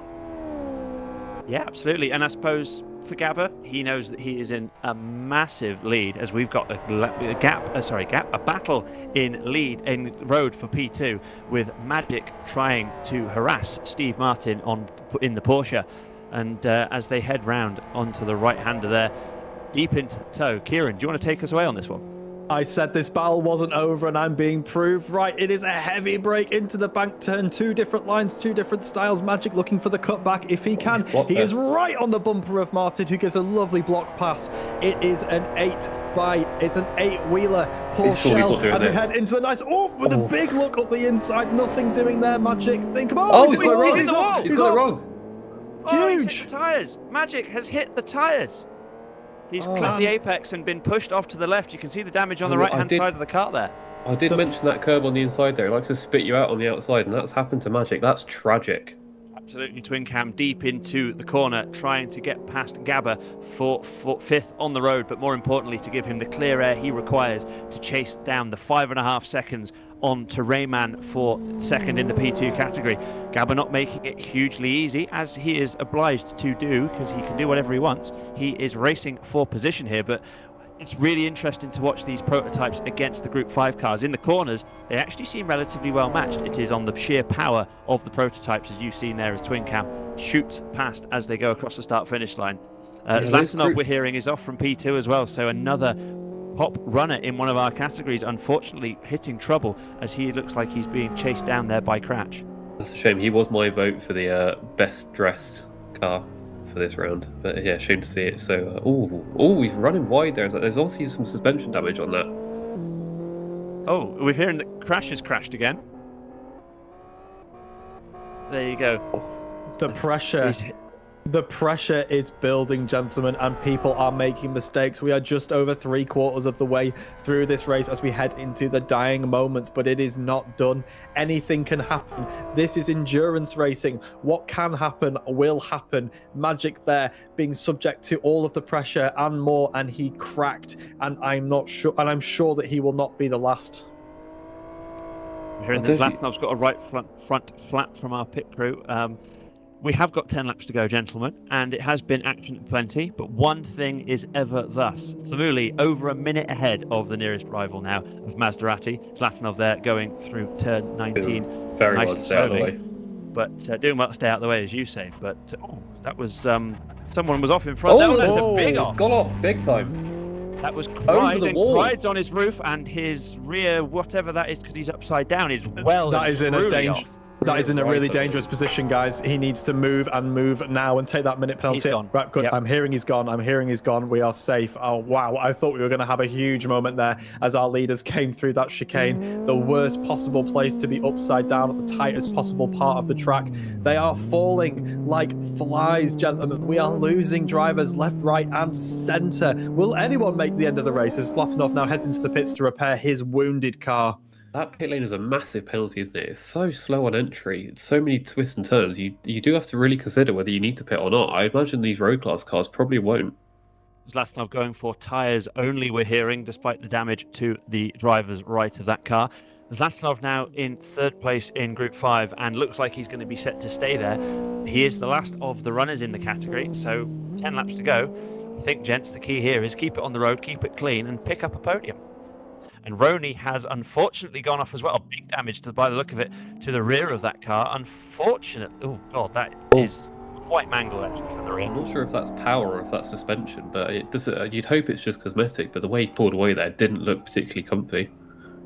I just feel like whoever we cut to now, we're just seeing damaged cars, spins, silly moments. We're just seeing everything in the dying parts of this race. Is 9 laps to go, but again, I'd like to draw your attention to him. Thamuli, imperious, over a minute the gap between Maserati, who is running the race of his life in P2 in the prototype 2 category, keeping his nose clean, and I pray that that is not another commentator's curse as Unite continues to hunt him down. 9 seconds the gap in 3rd position, looking for 2nd overall. He is doing his best and pushing, and 4-wheel drift into turn 1 as he tries to get the power on as early as humanly possible. It's Thamuli from Maserati, from Unite, from Redman and Twin Cam, your top 5. Gabba running in P6, the first of the Group 5 category as well. Once again, running a fabulous race from Gabba, dominating his category like he did in round 1. Thamuli dominating this race like he did in round 1. Maserati dominating this race like he did in round 1. But in the road category, it's all to play for, gents. Yeah, we've got twice as many road cars left as we have each of the other classes, sort of. We won't do the maths on that one as I'm looking at it. But Stiefler, 15.6 seconds ahead of Steve Martin. That gap has extended by about 2 seconds in the last 10 laps or so since we last saw that fascinating battle between Martin, Magic and Mad Jester. The three of them have slightly spread out with 7 or 8 seconds between the three of them apiece there. But yeah, really impressive. Quite, again, another driver that's actually not been on camera very much. And I think if we cut to him, we might have a problem. But Stiefler leading the road category relatively comfortably in what has been the most competitive of our categories today. I don't think I've seen him all race in that Jägermeister car that we complimented last time. Here he is, drifting away very comfortably, by the look of it, 4 laps off the overall race leader, which is actually, that's less than I would have anticipated considering the pace differential. So I think Stiefler is well and truly wringing the neck of that car today. I love the DTM philosophy he just took to that chicane there, taking all of the curb up on 2 wheels as much as he possibly can as he heads through the right-hand kink and down into turn 1 to start his next lap as he gets slightly sideways in the braking zone. Once again, taking as much curb as he can on the power, 4-wheel drift. Beautiful stuff, Stiefler. He knows he's on camera and he's showboating for us, which is amazing to see as he now heads up the hill through the chicane and once again taking all of the curb and more. His 16-second advantage is not enough. Stiefler wants more. He will not settle for anything less than that. With Donald dropping out, Stiefler wants to prove to everyone that this is not luck, this is not sort of an inherited win. He wants to prove that he had the pace today and that he wanted to dominate his category. But I still believe, I think Adam pointed out slightly earlier, none of the road category have pitted. They have all maintained the same tyres, the same fuel. They've continued to push as they run to the end of this race, and I'm just hearing that on the math side of things, there's no need for any of them to pit unless they have damage. Could we see someone maybe elect for a slightly alternative strategy? I think not, but yeah, great call, Adam. Absolutely. So the other thing to note, of course, is that all the other class leaders have got over a minute gap. I'm saying that touching wood. Stiefler, only 15 seconds or 17 seconds now. He can't hang about here. He has to keep pushing. Yeah, most definitely. Oh, Unite there with a bit of a wobble. I just want to go back to Stiefler for 2 seconds and indulge some of our historic fans. He puts me in the mind of what another German driver who is very, very famous and talented for driving flat 6 German machinery, Walter Roll. Every corner, there's a video of him around the Nordschleife, and every corner he goes, how are you using the throttle here? And he goes, I'm going flat, flat, flat, flat, everywhere. And I think that's exactly how Stiefler is driving it. He is flat, flat, absolutely everywhere he can be. It's a joy to watch. With impression and accent. Fantastic. I love that, Rob. Absolutely brilliant. As you said, Adam, you can't help but respect it. For everyone wondering, he's German. Anyway, Thamuli leads this race by 1 minute for a lap and here. 7 seconds. Unite, as you say, catching here to made it very a lap easy on Stiefler. Stiefler doing his job nicely there, as is Unite. Oh, that was pretty close. I think we nearly had another commentator's curse, but Unite 6.5 seconds behind Maserati now in 3rd place for that overall position of 2nd in the race. That is down from 9 seconds after Maserati came out of the pit, so it is coming down slowly but surely. 7 laps to go. Do we think it's doable? I think it's going to be close, but once again, to steal another fantastic commentator's quote, it's one thing to catch up, it is another to overtake. And Maserati is one of the best in this category. I'm hearing Lorenzo is catching Roni as well, as the battle for 7th position overall continues to rage on. Roni is driving a very wounded animal. Lorenzo on top form and in top class as he heads into the up and over chicane. Lorenzo pushing as much as he can. Roni is P1 there, I believe. Yeah, Lorenzo is hunting him down as much as he can to try and get the P7 position overall. I'll pass it over to you, Rob, but this battle is heating up. Do not look anywhere. Absolutely. Lorenzo pushing extraordinarily hard against a car that Roni, with the dinosaur livery, is trying to make sure that they are all extinct. But Lorenzo pushing exceptionally hard against a wounded Prototype 1 class car Obviously, different categories, but you have to assume that the damage means that this battle is more equal than Roney might like it to be. Also, we've got the interplay of them being teammates as well. So yeah, Lorenzo really looking like he is on possibly for 7th position. He hasn't got an awful lot to play for right now. He's over a minute behind 3rd place in the category, but bragging rights over your teammate driving a theoretically faster car, that's always something to go for. Well, Another teammate out here. Or were you going to say that, Kieran? I was just going to say, sticking with the dinosaur theme, I think Lorenzo wants to turn Roney into a fossil fuel, but we'll come on to that in just a moment as Twin Cam continues to hunt down his Rayman for his position, 2nd overall in category, as we now are on board with Lorenzo here, as he's trying to overtake, but we cut back to Twin Cam now, who is hot on the tail of Rayman. P4 overall, but 2nd in category. This is the closest battle that we have on the grid, and the most equal one at that. Twin Cam is hunting Rayman down. Can Rayman hang on for the remaining 6 laps? It's tough to say as we look from the rear of Rayman to that lovely Martini livery with the navy blue base. You don't see that very often, but as we cut back, Rayman on board as we head through this up and over. Let's go inside, and it's getting tight again, and they navigate Manchester so well there. I cannot believe they avoided disaster, but we've got Lorenzo hot on the tail of Roney. There's battles everywhere. Blink if you dare. He looks left and right. He dives up the inside. Roney is sideways, and he's gone wide, but I don't think this is over yet. He's got the power advantage. He puts his foot down in the lower gears. He's able to take that position back, but that was very, very close to disaster for Roney, but he's again getting all crossed up. I know as we cut back to Twin Cam and Rayman, I could barely breathe, gents. Where do we look? Lorenzo or Roney? Twin Cam or Rayman? We need to decide. There's too much going on. We need a split screen. Breathless work from the wonderful Kieran Redman there. Thank you very much for talking us through 2 battles simultaneously. Rayman really starting to feel the pressure from Twin Cam now. 0.3 of a second, and we've got a Group 5 car ahead. They're going to get a run on the Group 5 coming down the start-finish straight in a second. And then, as we know, as they get into the twisty stuff, it's going to be Hiwatt, who probably has a decent amount of grip compared to the Prototype 2s. This one could very well concertina into an incident if they're not careful. It looks like Rayman's going to try and make the move. Oh, great stuff there from the Group 5 car of Hiwatt. Getting out of the way. And Twin Cam. Oh, there we go. Big wobble there. Just about catches it. The Group 5 goes back through, and Twin Cam got eyes bigger than his belly there. He saw 2nd in the category, ready and raring for an overtake, but gets too busy on the loud pedal, and unfortunately that might take another couple of laps as we now see Lorenzo finally get back on the back of Roney using the Prototype 1 power, just easing away again. So flying is Roney. Twin Cam refusing to say die there. He was not willing to say no there and kept his foot planted. He's lost a little bit of time, but he has the opportunity to recover. Twin Cam trying to hunt down Rayman as he navigates our road class category. There's a lot of damage to that Porsche there. There is there. I'm just noticing there's a couple of bit of damage there. That rear quarter is completely crossed. Oh, and I'm hearing that Mies has spun at the top of the corkscrew. He needs to get that going and off the racing line, but I think he recovers well. No harm done there. You can see the black marks, the number 11s being left there by Mies as he tries to push on. But again, while all the chaos unfolds behind him, Thamuli continues to lead from the front, an advantage of 1 minute and 12 seconds. I asked this question before, but I'll ask it again. Gents, what do you do if you're Thamuli? Do you pit again conservative, get some fresh tyres and fresh fuel, knowing that your race is safe? Do you slow it down a second or two? No?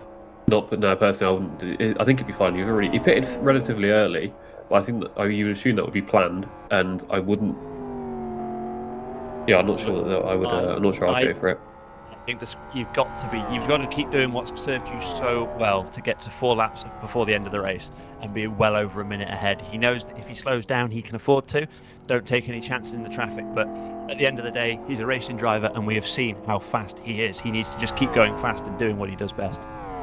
If I can point out that the teammate thing, I think that's pre-race stuff. So they work together in testing. They work together to work on setups. Obviously, they'll all have driven these cars at various times over their careers. So be able to help each other out. But Absolutely. that Twin Cam and Rayman, they are teammates and Sorry- in the same class. Sorry to cut across you here, Sears. Unite has now just about to make the overtake on Maserati for second overall. He's got the power of the P1, but it looks like he's going to get the inside into this tight right-hander at turn 19. But the nimble Prototype 2 is just about going to get it around the outside and maintain the position, at least for now, going into the single file chicane of 20, 21 and 22. With then possibly actually not there yet. That's the final 3 corners, but that's okay.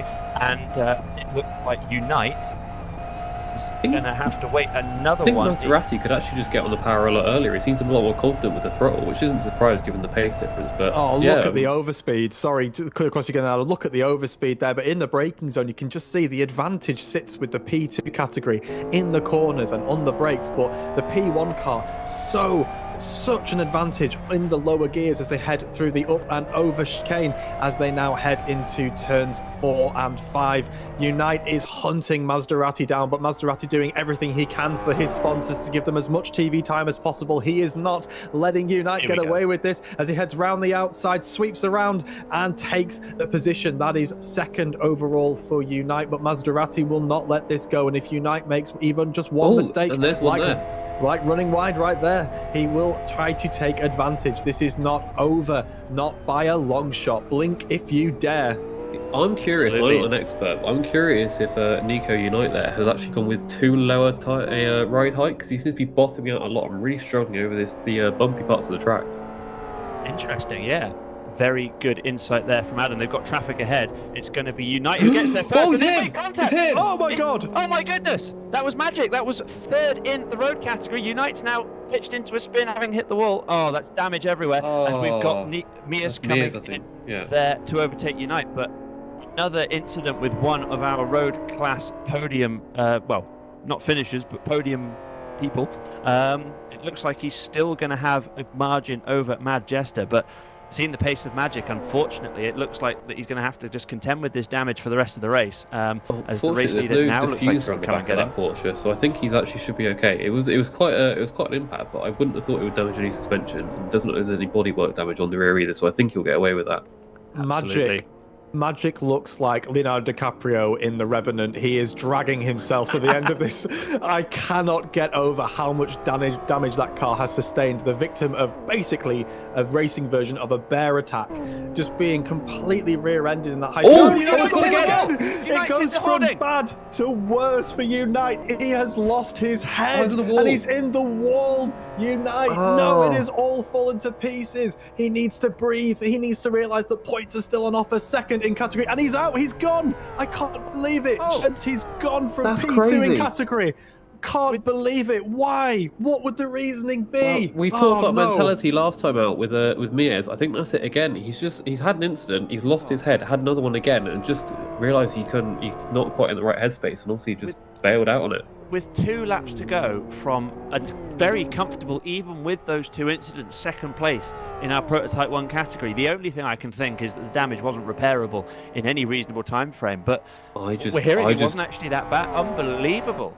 I don't think it's a level-headed decision there. I think that's a slightly amped up, angry driver that's not looked at the lap count and looked at the previous instance instead. That is such a shame. Rayman, we're hearing, has just been through the pits as well, dropping to 4th in the category behind Lorenzo.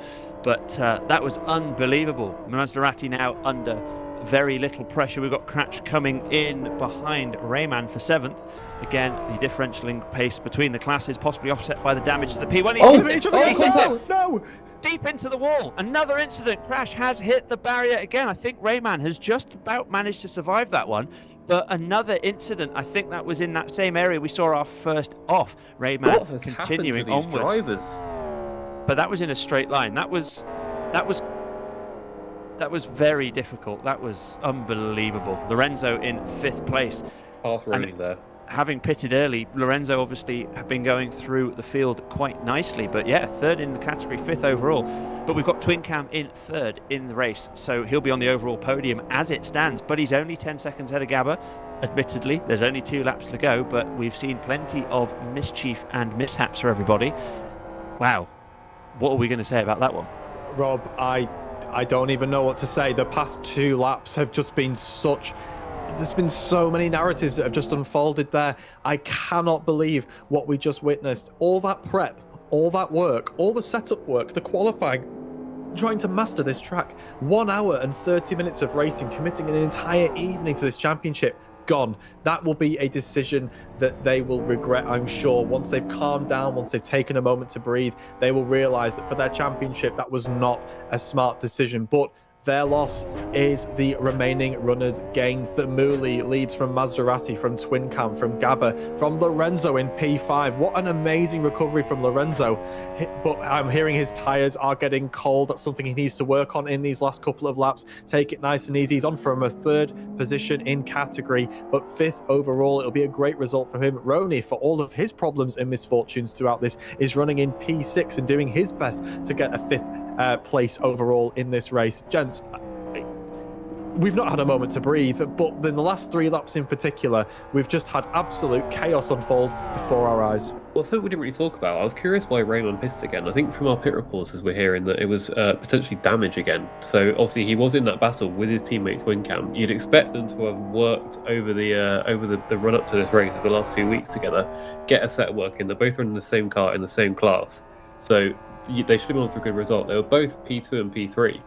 And then obviously just to have that damage and have to pit out of that and lose all those places is a real shame for Redman. Absolutely unbelievable stuff. As you say, speechless. We're going to put you in a cold, dark room after this one, Kieran, so you can recover. Is the only thing I'm going to be able to say on this one. But we are looking at the intervals and they're growing massively. Thumuli has now lapped everybody up to and including 3rd placed Twin Cam, with a lead of 1 minute 24 seconds with just over 1 lap to go. Wow. Gents, as we start to close up, have we got a driver of the day in mind? And obviously there might be a really obvious one, but anybody else? Obviously Thimuli's obvious, but I'm going to go with Gabble here. Look at him in P4 overall in a Group 5. I don't think he's really done anything majorly wrong that I've seen. Just a really good drive. I'm really impressed. I would just give him the curse.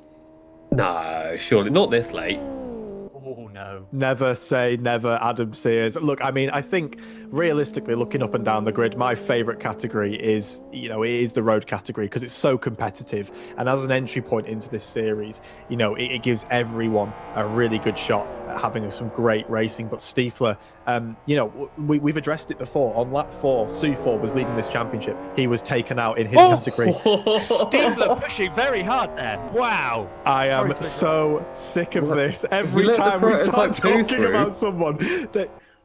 I think Lorenzo's got a puncher and he is off as well, so that's huge for the overall standings and indeed for the class. It was only 15 seconds between him and Redman for the 3rd place in P2.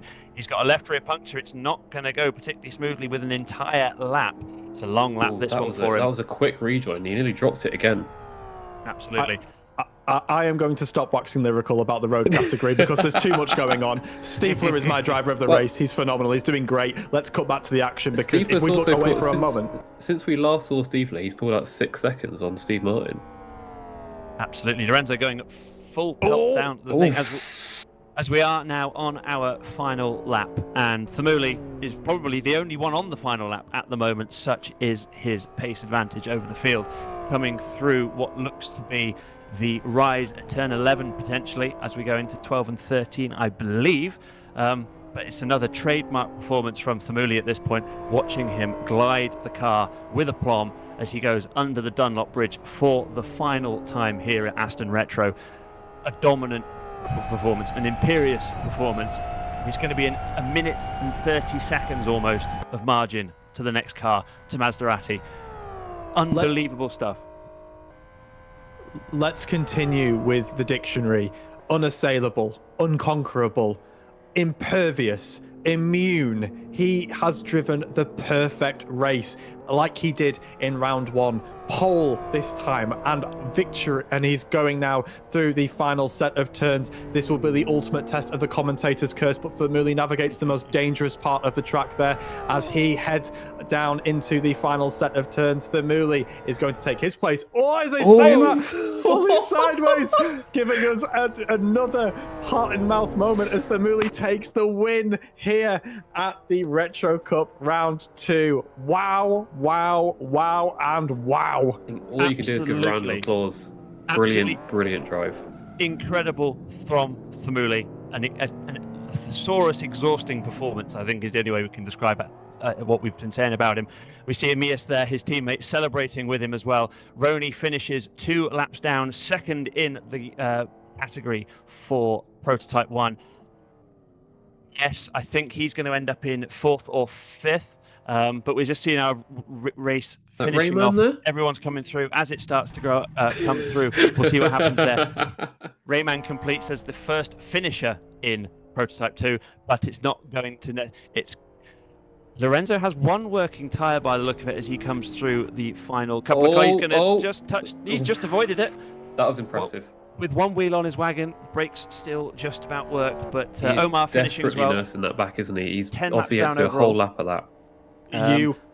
You couldn't kill that car with a stick. It's still running. It will not say no. It flashes its one working headlight. One light. You can have that. We can salvage that one light for the next round. New car needed for Lorenzo, but great work getting it to the end. There we go. Twin Can comes through as well to complete his race in Prototype 2. We'll let everybody come through before we get an unofficial finishing order and result. But Stiefler has finished to take the victory in the road category. And Gabor has also finished as the leader and indeed winner in Group 5. Another fantastic performance from them. And Maserati, the only other car on the lead lap, 1 minute, 30.5 seconds off the leader. But most importantly, the race winner in Prototype 2. A wonderful performance there from Maserati once again. The winner in Prototype 1, the winner in Prototype 2, and the winner in Group 5, I believe, are all the same as they were last time. But for Stiefler, it's a new winner in the road category. Brilliant stuff. Gents, what do you reckon? Well, I'm wondering, now we've got to our car park stage of the race, who's your vote for best presented car? Because mine's Latinov, I think. Oh, I feel so much put on the spot there. There's been so many great liveries, so many great drives. I'm going to give it to my driver of the race, Stiefler. I love a Jägermeister livery, bright orange, and he may have 1 or 2 to celebrate a road class victory there. Brilliant stuff from him. I'm excited to see how that narrative unfolds. But yeah, best race driver of the race, Stiefler, and best livery of the race, also Stiefler. Tip my hat to you, sir. I love it. Great stuff. I'm going to be a corporate shill. I want Gabba's front splitter on my wall. Absolutely fantastic. Oh, yeah, Gabba's my driver of the race. I think I'm going with that one still. Yeah, fantastic stuff. We see here Hermani finishing off, but it was a race win for Thumuli.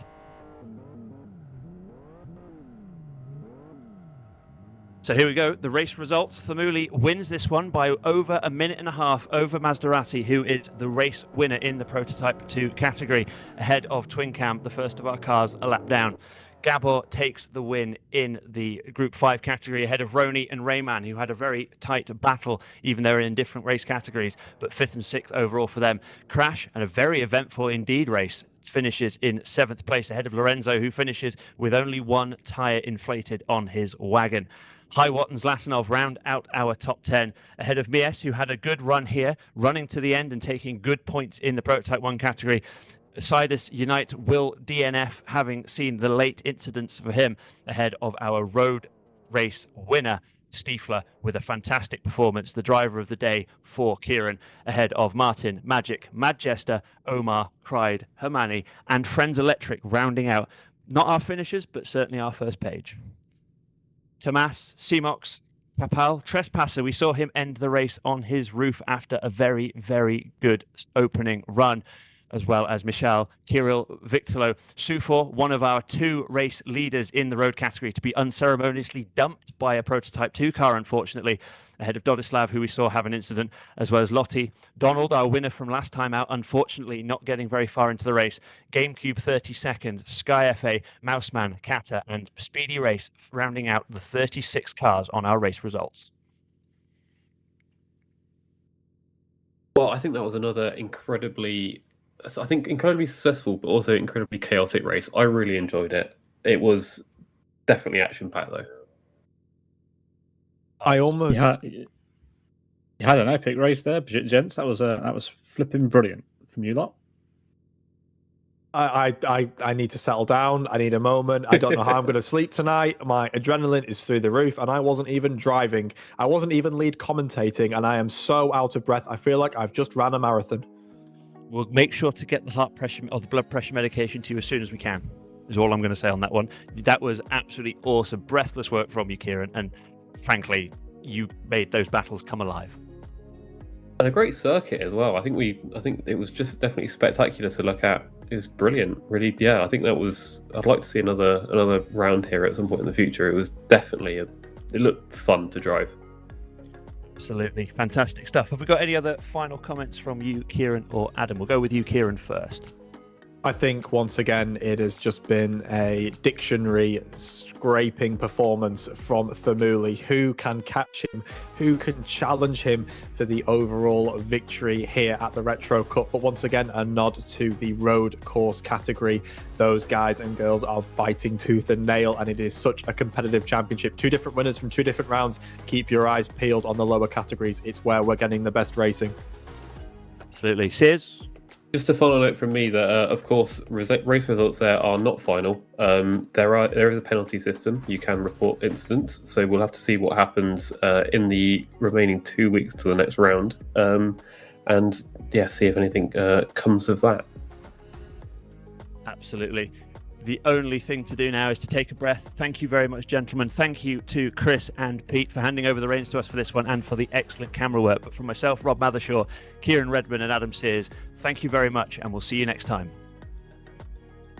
Thank you both. Thank you all for your commentating. Excellent work tonight, as always. Look forward to hearing you again on the next round, which is going to be at Blackwood on October 13th. So a bit of a wait, a couple of weeks before we head back to the Retro Cup. But a lot of action to unpack, especially for our race promoter, Lorenzo, who has certainly got his work cut out for all the reports I assume that are going to come in, and also to work out the back counting of the results of drivers that left and then rejoined. It's going to be interesting to see how the championship standings stack up next time.